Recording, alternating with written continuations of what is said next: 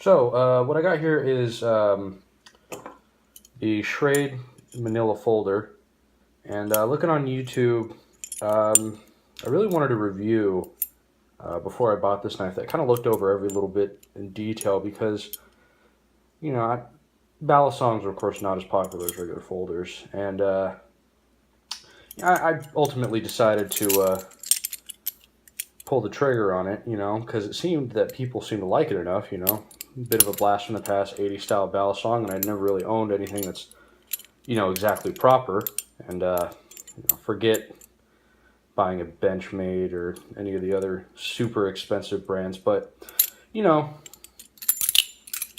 only have one other video on my channel. It's got about 4,000 views on it right now, which wasn't really expecting.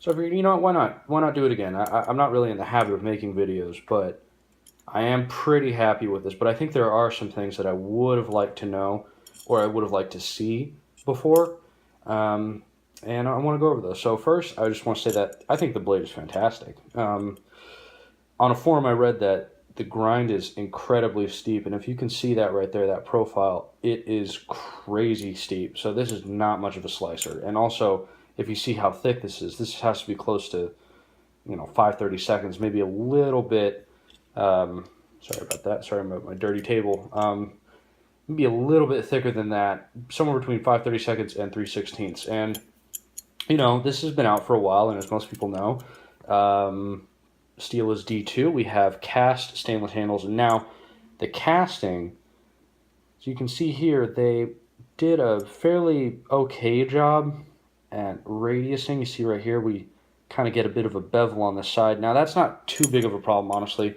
For the price that they offer this knife at, I couldn't really ask for too much more, considering that there's no real mid-level market for balisong. It's either $20 pieces of shit or like $300, $400, $500, $1,000, between the high-end production and custom balisongs. But this fits right between those. I will say, I think this is a tank of a knife. I don't think it's ever going to fall apart.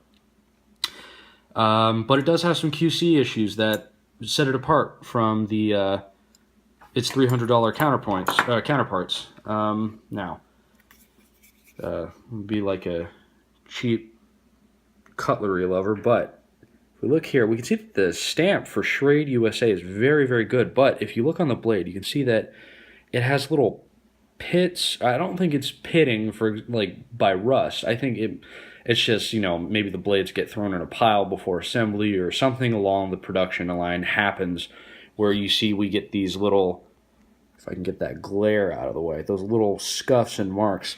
Now, the blade in itself, of course, the grind's not super symmetrical, not super clean. We do have a Weehawk style balisong, very popular. But the grinds, as you can see, a little off kilter for that swedge, and this did come sharpened. I, however, did not have it sharpened for long. I flipped it a couple of times, and if you can see on the very tip here, if that will, why don't we try to focus this again? So right, you know what, maybe you can't quite see it, but if you can see it, there is a bit of a nick, I'd say right there. And that is because of the nature of the balisong. Now, this is the Manila folder, as everyone knows. Here we have Manila folder. Again, a very good stamping. But the Manila folders, besides, in difference of the Batangas, do not have the latch on the bite handle, which is the handle that runs along the edge, where you get bit if you flip it wrong. So, in flipping this, when I close it, well, first of all, when I open it, I'm not much of a flipper. I don't really know any tricks. I want to get better. That's why I bought this. But, the basic opening is, you did not catch that at all. Here, you know what? Let's try it again, all right? So, basic opening. Okay, kind of did that. Now, if you want to close it again, there's the reverse of that where you do this, you flip it over again, and then see right here, a lot of the time, the latch ends up right up here. And when you slam the knife closed, let's see if I can, when you slam the knife closed, it's going to hit that latch right on that swedge. And I did a couple of times in that closing. So what I found is the best way for the manila folder, because I actually like to use the balisong. I don't really like to flip it.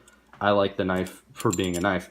I open it, you know, and then, you know, use it, whatever. But when I flip it, I just give it a fold over like this, and then I just kind of twist the handles, and then I can close it, and gravity keeps that latch from ever running into the channel. Now, the channel is the other thing I want to talk about. So, as I said before, the handles are cast, and you can see that they don't finish the casting, or they don't polish off the casting on the inside. I mean, they don't really need to. It keeps in line with the budget, you know, because every little thing they do to make this knife prettier is, you know, more money they have to charge you. But, you know, they do a good enough job. I mean, if you wanted, you could honestly polish this yourself. And I was wondering if maybe the holes here were machined. And it seems like only the top divot is machined. I don't believe that is cast.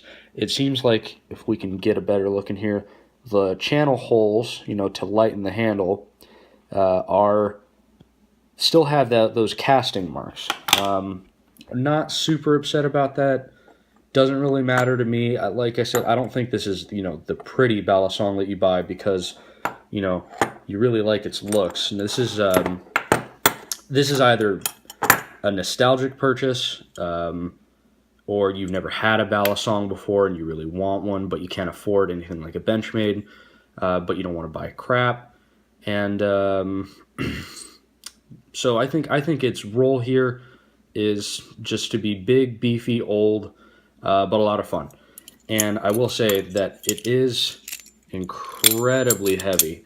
I mean, if we look at the channel right here, this is more than half an inch thick, and it's got to be, I don't know the exact weight, but it has to be pretty heavy. Now, I actually have used this for a little bit, you know, cutting cardboard. It did not do a paper cut test. It doesn't come crazy sharp, but that can be fixed. You know, anyone worth their salt, you know, as a knife collector, should be able to sharpen.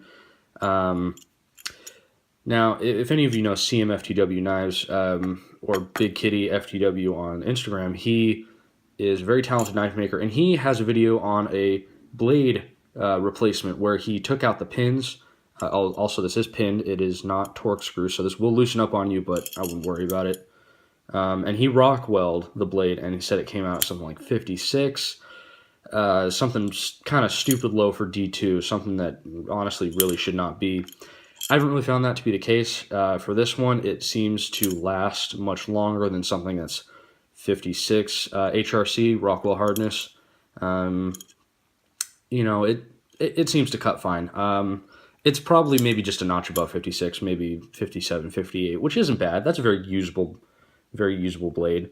But, you know, I've really enjoyed it so far, and this isn't really a total review. I've only had it for about a day or so, but it is very quality when compared to, let's focus, come on. Let's do this. There we go. When compared to something like this, which was my first ever balisong. Now, it has cast aluminum. It is also a manila, but, you know, if anyone knocks this, it could get a lot worse for a lot less, but this was about $20. I got it when I was about 15. As you can see here, I tried to, come on, let's focus again. I tried to reprofile that grind, not very well. I ended up blunting the whole thing in the tip, and this is the worst balisong, I think. I mean, I'm lucky I only ever bought one bad one, because, you know, a lot of people probably start out buying, you know, bucket loads of shitty balisongs, you know, flipping them, having them die, and then takes them a long time to get to something that, you know, will last them a couple of years. Now, this only has lasted me a couple of years because I flipped it 4 or 5 times and said, wow, this is horrible. But I didn't have a lot of money, so I couldn't buy another one. Now, here's the original grind. Very horrible. A little comparison, of course. Now, this I'd say go buy it. That's kind of what I was looking for in a lot of reviews too. You know, like a lot of people, I mean, I'm sure I ramble. I mean, if you look at my first video, it's 30 minutes long. I'm definitely rambling, but I just want someone to tell me, should I buy this or not? Is it worth the $80? Yeah, worth the $80. Very collectible too. So who knows? Maybe in a few years this won't be $80. This will be, you know, like $100, $150. Maybe in 40 years it's, you know, $400, $500. But maybe that's wishful thinking. Anyways, that's about it. Don't really have too much to say. You might, you know, see another video from me again if you've seen my first one. I don't really want to make it too much of a habit. I'm not a reviewer, not a YouTuber. I'm more of a casual watcher, but when I see something I like, you know, it kind of makes me want to post a video about it. Anyway, all right, thanks for watching.